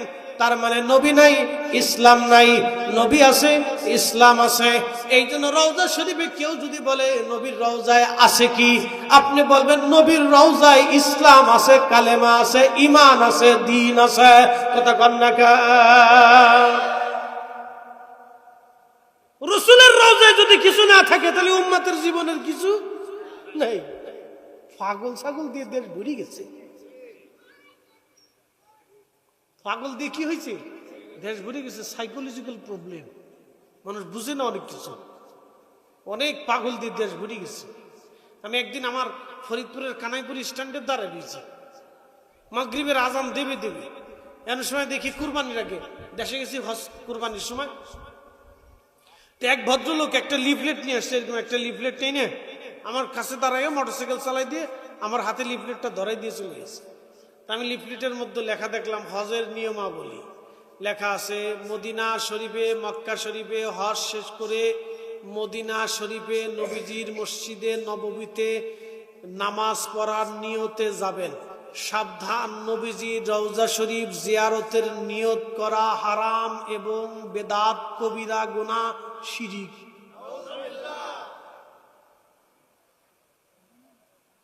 যে দিয়ে গেছে তার মুখে দাড়িও আছে, দিয়ে আর দেরি করে নাই, জানে যে দেরি করলে এটা বাটাম চালান খেয়ে যাবানি। হ্যাঁ, দেরি করে নাই, দিয়ে হাতে দিয়ে চলে গেছে, বুঝে ফেলেছে যে এখানে দাঁড়ান যাবে না, দিয়ে চলে গেছে, দিয়ে চলে গেছে। আর কোনো শব্দ শব্দ না। লিপটেপটা পড়ার পরে আমি মনে হলাম যে আসমান থেকে পড়ে যেতেছি। ইস, রাসূলের ইজ্জতের বিরুদ্ধে, নবীর জিয়ারতের বিরুদ্ধে লিফলেট সাজাইয়া টাকা খরচ করে উম্মত লিফলেট বিলি করে। উম্মত নবীর জিয়ারতের বিরুদ্ধে যাইয়া টাকা খরচ করে লিফলেট সাজাইয়া বিলি করে। তাহলে বুঝেন আপনি ও কত বড় জঘন্য। ওর টাকা রাসূলের সম্মানের বিরুদ্ধে খরচ হইতেছে, তার মানে ওর টাকা শয়তানি কাজে খরচ হইতেছে। কথা কন না কে? বুঝে যান। কোন ব্যক্তি যদি টাকা খরচ করে বাইজি নাচায়, বাইজি নাচান বুঝেন নাই, বেডি নর্তকী এনে নাচাইলো, নাচে এসে টাকা খরচ করে টাকা উড়াইলো নর্তকীর পিছনে। নর্তকীর পিছনে টাকা খরচ করা যেমন অপরাধ, তার থেকে কোটি কোটি গুণে অপরাধ রাসূলের সম্মানের বিরুদ্ধে যাইয়া নবীর জিয়ারতের বিরোধিতা করে লিফলেট খরচ করে, টাকা খরচ করে, মেধা খরচ করে, জবান খরচ করে। কথা বল না কে? বলে হুজুর কারণ কি? বুঝাইতেছি। আপনি যে বাইজি আইনে, পতিতা আইনে নাচাইয়া জেনা করে আকাম করে টাকা খরচ করছেন, আপনি তওবা করলে মাপ পেয়ে যাবেন। তওবা করলে কি পেয়ে যাবেন? মাপ পেয়ে যাবেন। কিন্তু দরবারে মুস্তাফাতে বিয়াদবি করলে রওজা শরীফের উপরে লেখা আছে, ইয়া আইয়ুহাল্লাযীনা আমানু, ইয়া আইয়ুহাল্লাযীনা আমানু, হে ঈমানদারেরা, হে ঈমানদারেরা, তোমরা যেইভাবে একজন আরেকজনকে সাধারণ ভাষা দিয়ে সম্বোধন করো সেইভাবে তোমরা সম্বোধন করবে না, ওইভাবে নবীজিকে ডাকবে না। এরপরে আল্লাহ পাক শেষ সময় লিখে দিলেন, আন তাহবাতা আমালুকুম, যদি এই দরবারে মুস্তাফাতে বিয়াদবি হয়ে যায় তাহলে তোমাদের আমল সমূহ বরবাদ হয়ে যাবে, তোমাদের জিন্দেগি বরবাদ হয়ে যাবে। তোমার রোজা, তোমার নামাজ, তোমার হজ, তোমার যাকাত, তোমার জিকির, তোমার ফিকির, তোমার তাহাজ্জুদ, তোমার ত্যাগ, তোমার কুরবানি, তোমার শাহাদত, তোমার যুদ্ধ, তোমার জিহাদ, কোনো কিছুই জীবনে কাজে লাগবে না, কোনো কিছুই তোমার জান্নাতে পাঠাবে না, কারণ তুমি দরবারে মুস্তাফাতে বিয়াদবি করে ফেলছো।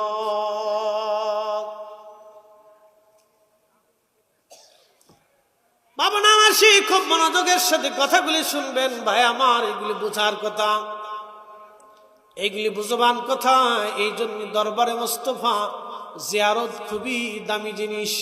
কোন উম্মত যদি বুঝতো নবীজি রওজা মোবারকের পাশে দাঁড়ানোর বরকত কতটুকুন, উম্মত হামাগুড়ি দিয়ে দিয়ে হলো নবীজি রওজা মোবারকের পাশে দাঁড়াইতো, আল্লাহর নবীকে সালাম দিত, নবীজির সাথে কথা বলে আসতো। খুব মনোযোগ দিয়ে কথাগুলি শুনবেন ভাই আমার। আহা, নবীজি রাহমাতুল লিল আলামিন ওই বেদুইন কালেমা পড়ল, হযরত আবু বকর কালেমা পড়লেন। এই জন্য ঈমান ও আমল, ঈমান ও আমল, ঈমান ও আমল আবার নবী মুস্তাফা। এই জন্য আল্লাহর কোরআনে আল্লাহ বলতেছেন, মাইয়ুতির রাসূল ফাকাদ আতা আল্লাহ। নবীর ইত্তেবা হলে আল্লাহর ইত্তেবা হয়ে যায়, নবীর মত হলে আল্লাহর মত হয়, নবীর পথ হলে আল্লাহর পথ হয়, নবীর দল হলে আল্লাহর দল হয়, নবী মানলে আল্লাহ মানা হয়, নবী ভালোবাসলে আল্লাহ ভালোবাসা হয়ে যায়, নবী তাজিম করলে আল্লাহ তাজিম হয়ে যায়, নবীর পক্ষে থাকলে আল্লাহর পক্ষ হয়ে যায়, নবীকে অসম্মান করলে আল্লাহকে অসম্মান করা হয়, নবীর ইজ্জতের বিরোধিতা করলে আল্লাহর ইজ্জতের বিরোধিতা হয়ে যায়, নবীর ভুল ধরলে আল্লাহর ভুল ধরা হয়ে যায়। কি কথা কন না কেন, ঠিক কিনা? এই জন্য নবীর পথ আল্লাহর পথ, নবীর পথ আল্লাহর পথ, নবীর মত আল্লাহর মত, নবীর দল আল্লাহর দল, নবীর দল আল্লাহর দল, নবীর পথ আল্লাহর পথ, নবীর মত আল্লাহর মত। একবার জোরে বলা যাবে কি আল্লাহু আকবার? জবান খুলে দেন, কোন জবান বন্ধ থাকবে না। একসাথে পড়েন আল্লাহুম্মা সাল্লি আলা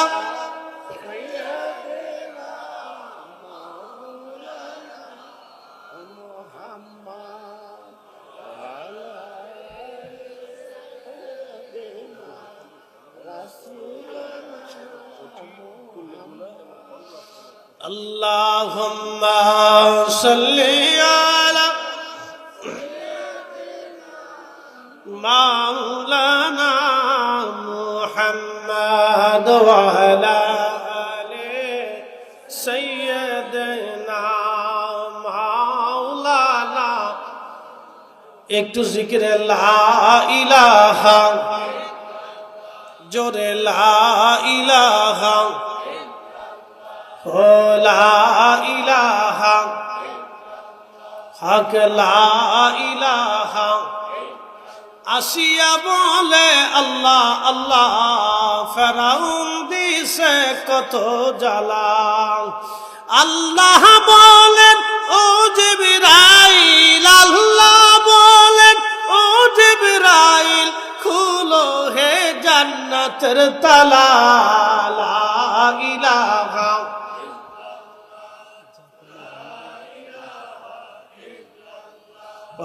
লা ইলাহা, হক লা ইলাহা,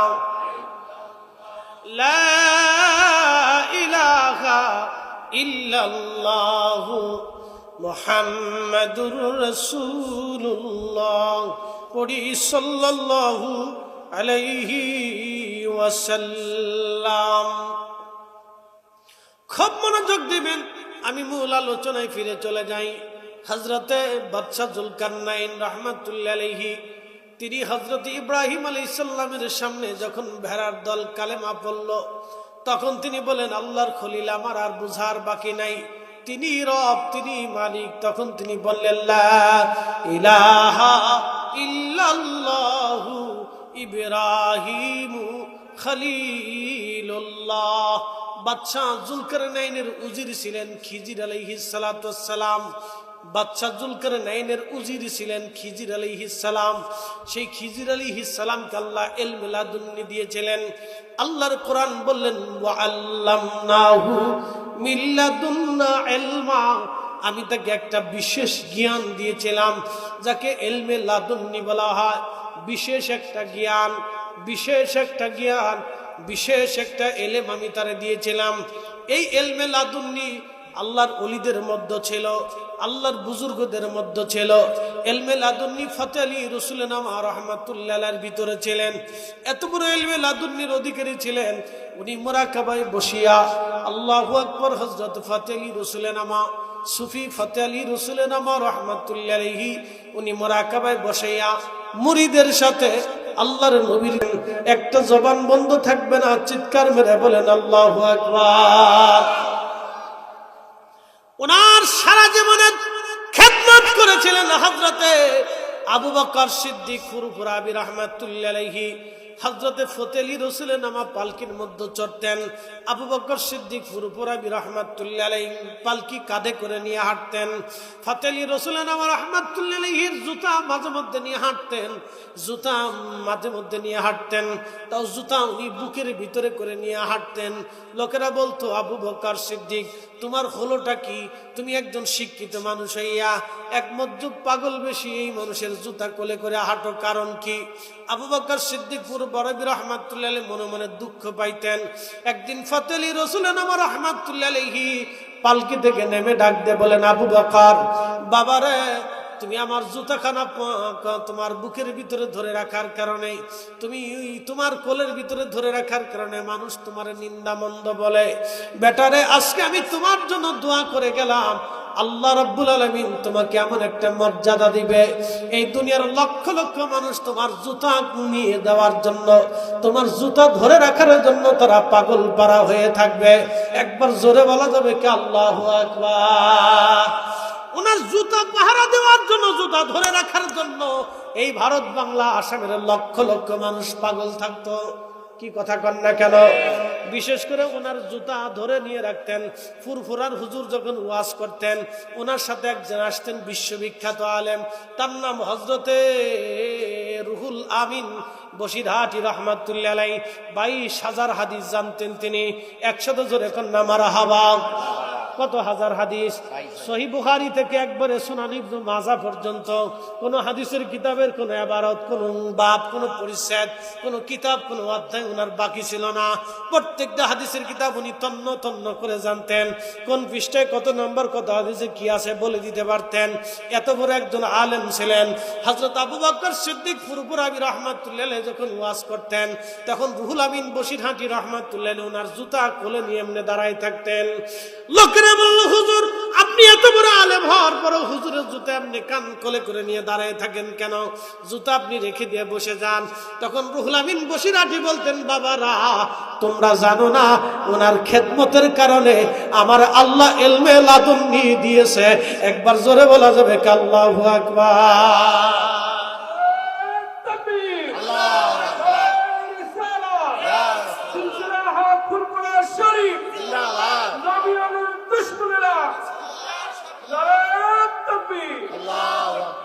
বুঝতেছেন?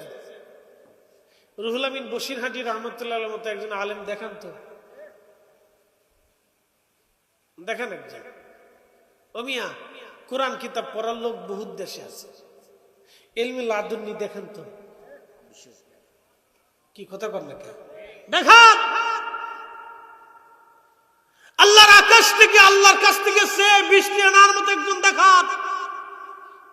আরে বসিরহাটি রাহমাতুল্লাহ আলাইহি ওয়াজ করতেন, আকাশে মেঘ জমতো, লোকেরা বলতো হুজুর বৃষ্টি আসতেছে, মেঘ জমে গেছে। বসিরহাটি বলতেন, বসো, আল্লাহর রহমত, বৃষ্টি হবে না, তোমরা চিন্তা করো না। উনি আকাশের দিকে তাকাইতেন, কি যেন পড়তেন, দোয়া করতেন, আর চারপাশ দিয়ে মেঘ তুফান বৃষ্টি হতো, কিন্তু মাহফিলে বৃষ্টি হতো না। একসাথে বলবেন আল্লাহু আকবার। পাওয়ার আসেনি?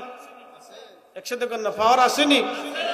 ইলমে লাদুন্নি, ইলমে লাদুন্নি। এই জন্য ইয়াকিন রাখবেন, মুরব্বীদের প্রতি বিশ্বাস রাখবেন, আকাবিরদের প্রতি বিশ্বাস রাখবেন। যে যে সিলসিলার ভিতরে আছেন সেই আকাবিরদের প্রতি 100% পিওর বিশ্বাস রাখেন, যে ওটা হকের উপরে ছিল। কিসের উপরে ছিল? জোরে বলেন না, একসাথে বলেন। আমি আপনাদেরকে খোদা লাগাইতেছি, সাক্ষী নেওয়াইতেছি। কিসের উপরে ছিল? ওটা হকের উপরে ছিল। তাহলে আমরা কিসের উপরে আছি? হকের প্রতি। একসাথে করেন আল্লাহু আকবার। হক ছাড়া কাউরে ওলি বানায়? হ্যাঁ, হক ছাড়া আল্লাহ রসুল তার সাথে দেখা দেয়? হক ছাড়া রসুল করিম তার সাথে স্বপ্নে দেখা দেবে? কোন বেদাতির সাথে নবীজি স্বপ্নে দেখা দেয়? কোন বেদাতির দোয়া আসমানে কবুল হয়? তাহলে কোন বেহকের দোয়া আসমানে মঞ্জুর হয়? কোন বেহকের ইজ্জতের দিকে তাকে বৃষ্টি বন্ধ হয়? জীবনও মনে রেখেন আপনারা, যেন হক বেহক আপনাদেরকে বুঝতে হবে। কি মনে হচ্ছে ওরা কি নামাজের পরে দোয়া করতো না? আরে এখন বাদ দেন, কে করলো না করলো সেটা পরে হিসাব আসতেছে। ওরা করতো কিনা? একসাথে কর না, ওরা করতো নি? তাহলে কোন দলিলে করতো? দলিল তো আছে। আচ্ছা, রসুলের থেকে কি বড় দলিল আর পৃথিবীতে আছে? উনি তো সবচেয়ে বড় দলিল। নবীজিকে জিজ্ঞেস করা হলো, ইয়া রাসূলুল্লাহ, কোন সময়ের দোয়া কবুল হয়? নবী বললেন, দুই সময়, জওফুল লাইলিল আখির, শেষ রাত, তাহাজ্জুদের অর্থ, আর একটা হচ্ছে দুবুরুস সালাতিল মাকতুবা, ফরজ নামাজের পরে দোয়া করলে কবুল হয়। এখন আপনাদেরকে প্রশ্ন করি, জবাব দিবেন তো? এখানে রহস্য আছে। নবীজির এটা হলো কওলি হাদিস, ওরা কয় এটা হলো কওলি হাদিস, ফেলি হাদিস না, কওলি হাদিস, নবীজি বলছেন। আচ্ছা, আপনাদেরকে প্রশ্ন করি, জবাব দিবেন তো? জীবনে এমন কোন আমল আছে নবী নিজে না করে উম্মতকে শিখাইছে? বলেন। তাহলে আপনারা এই সূত্রটা বুঝে যান, নবী আগে আমল করতেন, এরপরে উম্মতরে শিখাইতেন। যেই আমলের প্রতি নবীজির এজাজত আছে, অনুমোদন আছে, এবং নবী শিখিয়েছেন অথবা শিক্ষার জন্য নির্দেশ দিয়েছেন, সেটাই আমাদের জন্য সুন্নত। কথা ঠিক আছে কিনা? সেটা আমাদের জন্য কি? সুন্নত। তো নবী বললেন, দুবুরুস সালাতিল মাকতুবা, ফরজ নামাজের পরে দোয়া কবুল হয়। এর অর্থ হলো কবুলিয়াত, একে তো মঞ্জুরিয়াত, আর একটা হলো এজাজত। আল্লাহু আকবার। একটা কি?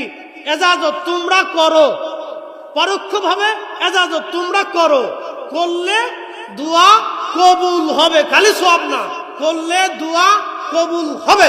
একসাথে মারহাবা। ফরজের পরে দোয়া করলে কি হবে? যারা বলেন, ফরজের পরে দোয়া করলে কি হবে? ফুরফুরার হুজুরের কথা না, আল্লাহ রসুলের কথা? তাহলে রসুল যেখানে ফতোয়া দিয়েছে, এখানে আর দুনিয়ায় কারো মৌলবীর ফতোয়া মানি হিসাব সুদ্ধ। আচ্ছা, এখন অনেকেই বলে থাকেন সম্মিলিত করা যাবে না, একা করলে বেদাত হয় না, সম্মিলিত করলে বেদাত কেন হবে? যদি করা না যায় তাহলে একবারে বলে দেন কেউ করতেই পারবে না। কি কথা ঠিক আছে কিনা? যদি একবারে না করে দাও যে করতেই পারবে না, কোন নামাজের পরে কেউ দোয়া করতে পারবে না, এটা বেদাত। আবার এখানে সম্মিলিত লাগাইছো কে? একা করা যদি বেদাত না হয়, তাহলে সম্মিলিত করলে বেদাত কেন হবে?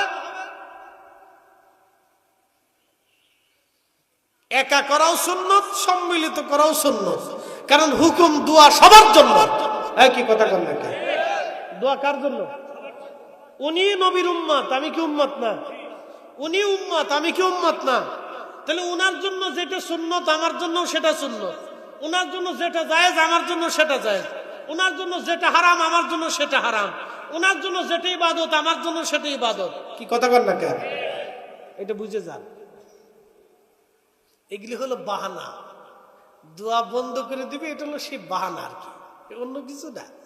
তো দোয়া বন্ধ করে কারো লাভ হয় নাই, লাভ হয়েছে শয়তানের, আমাদের কারো লাভ হয় নাই, আমাদের ক্ষতি হয়েছে, শয়তানের লাভ হয়েছে, মারাত্মক লাভ হয়েছে শয়তানের, মারাত্মক লাভ। বলে কারণ কি জানেন? জীবনের কোন দোয়া কবুল হবে কেউ জানে না। প্রত্যেক দিনের দোয়া নগদ নগদ কবুল হয় তা কিন্তু না। আদম আলাইহিস সালাম 350 বছর দোয়া করছেন, রব্বানা যালামনা আনফুসানা ওয়া ইল্লাম তাগফির লানা ওয়া তারহামনা লানাকুনান্না মিনাল খাসিরিন। কবুল হয়েছে কয়দিন? একদিন। একসাথে বলেন, দোয়া করছে কতদিন?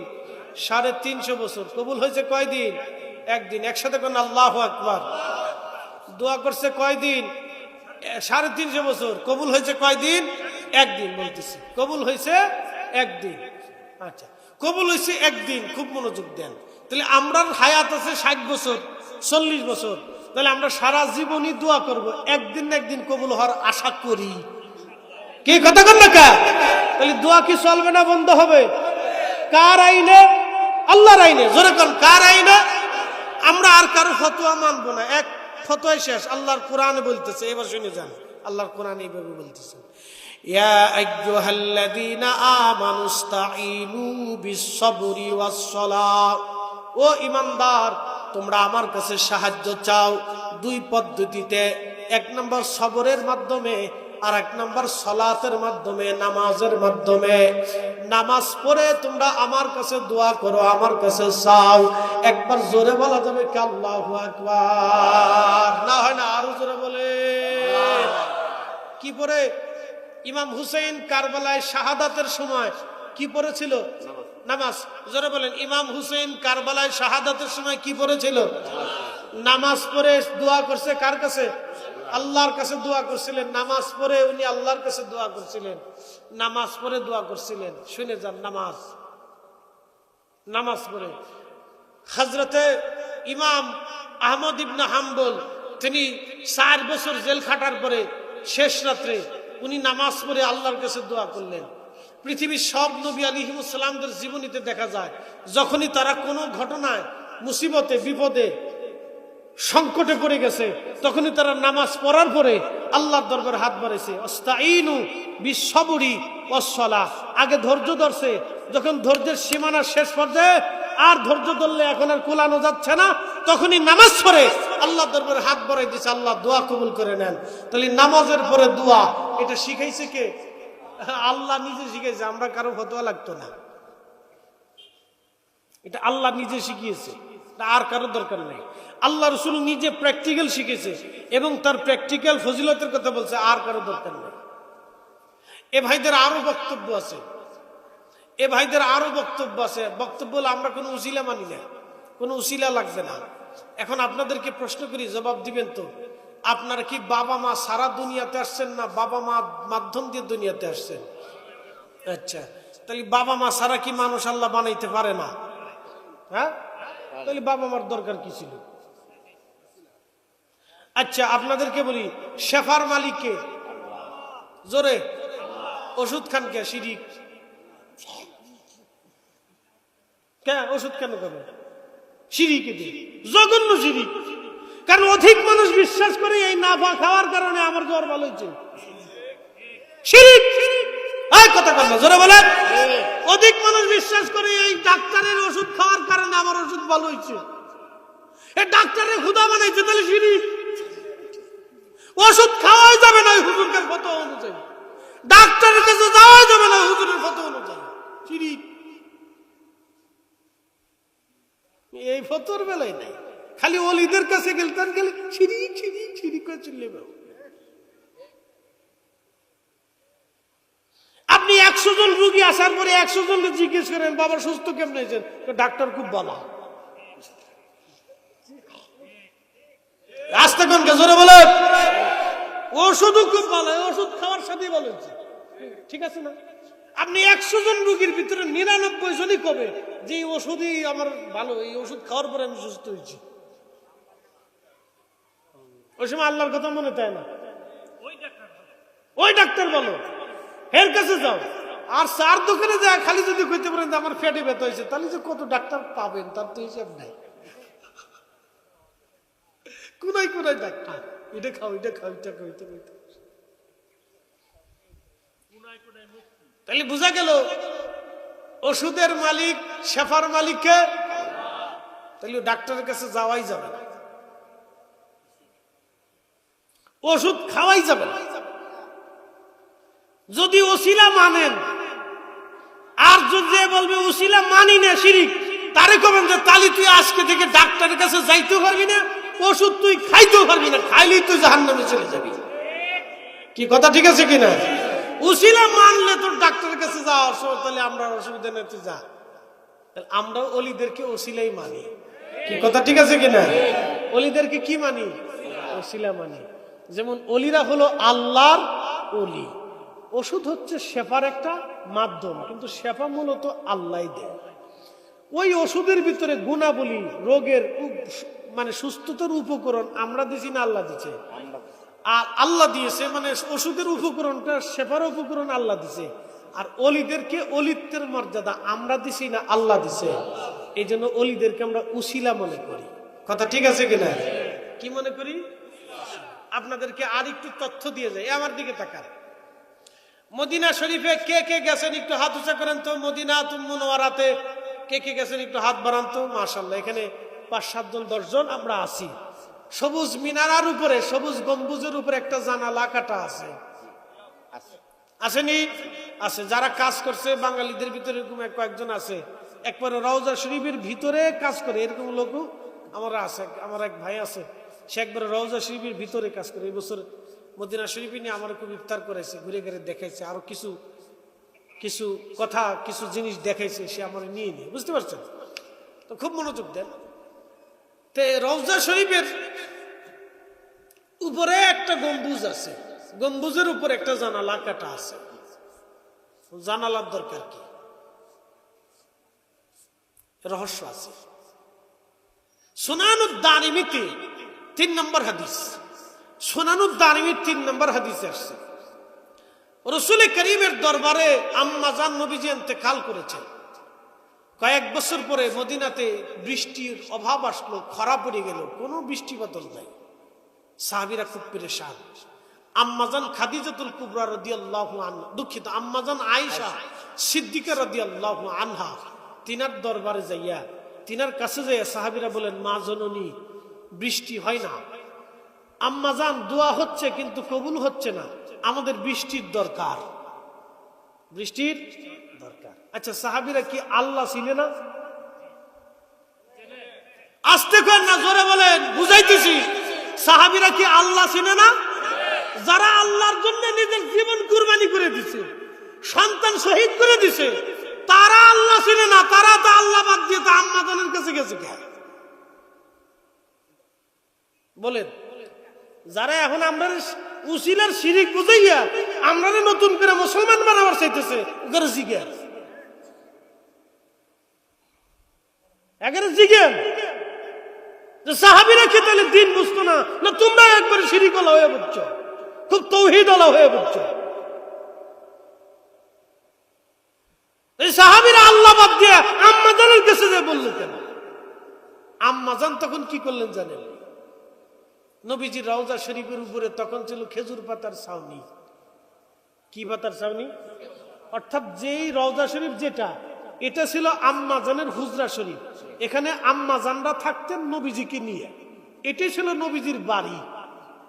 এটা ছিল কার বাড়ি? নবীজির বাড়ি। বাম পাশে কেবলামুখী অবস্থায় দেখবেন, বাম পাশে কেবলামুখী অবস্থায় বাম পাশে দেখবেন একটা দরজা আছে, বাবে জিব্রাইল।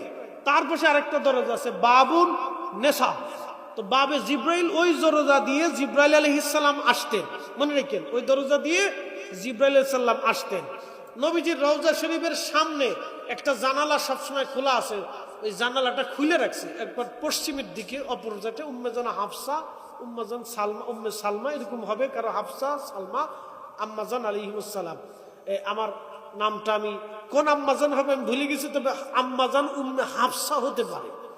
তিনি রসুলের মহব্বতে 24 ঘন্টা জানালা খুলে রাখতেন, কখন নবী আসবে। নবীজি ইন্তেকাল করলেন, নবীজি রওজা শরীফের দিকে জানালা খুলে রাখতেন, রওজা শরীফের দিকে তাকায় থাকতেন। তার এই মহব্বত দেখে 4 খলিফার 1 খলিফা ওনার ইন্তেকালের পরে এই জানালা বন্ধ করেন নাই। পৃথিবীতে আরো 1400 বছর পার হয়ে গেছে, কোন খলিফা, কোন রাজা বাচ্চা আজও পর্যন্ত ওনার ওই প্রেমের, নবীর ইশকের মহব্বতের জানালা আজও পর্যন্ত কি বন্ধ করতে সাহস করে নাই। একসাথে কোন আল্লাহু আকবার।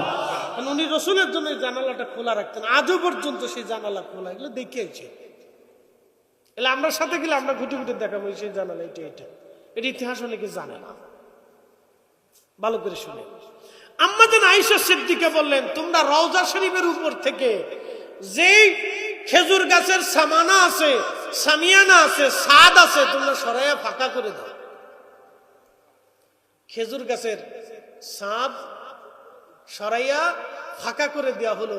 আসমান এবং জমিন, রওজা শরীফ এবং আসমানে সরাসরি নজর করল।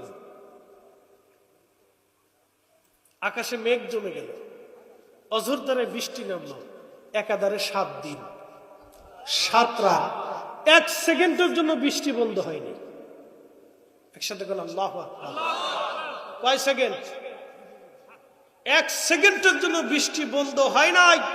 আম্মাজান আয়েশা সিদ্দিকার 7 দিন পরে সাহাবীরা এসে বলেন, মা জননী, বৃষ্টির কারণে আমাদের মাটির ঘর দুর্বল হয়ে গেছে, পানিতে সারা মদিনা টইঠম্বুর হয়ে গেছে, আমাদের আর পানির দরকার নাই।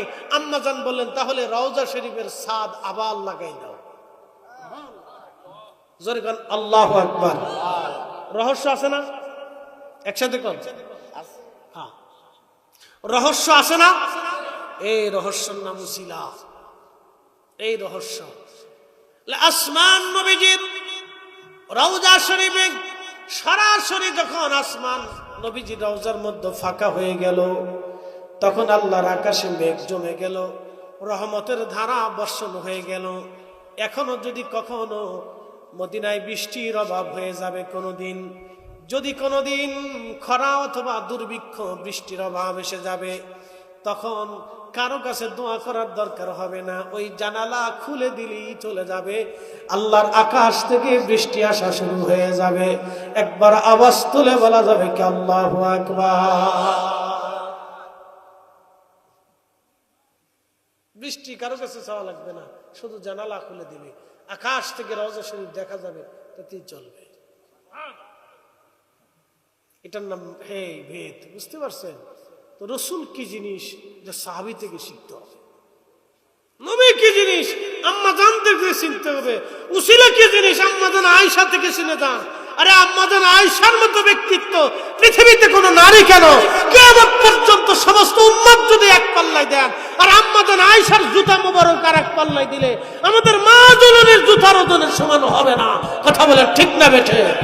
সেই মা জননী আল্লাহর কাছে না আছে, রওজা শরীফের সবুজ রওজা শরীফের উপর থেকে ছাদ খুলে দিতে বললেন কেন? এটার নামই উসিলা।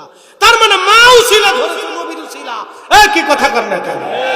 উসিলা যদি শিরিক হয়ে থাকে, তাহলে আমার মা জননী আমরা শিরিক শিখাইলো নাকি? এখন যারা তৌহিদ বেশি বুঝতেছেন, এত বেশি তৌহিদ বুঝাইতে যায় না।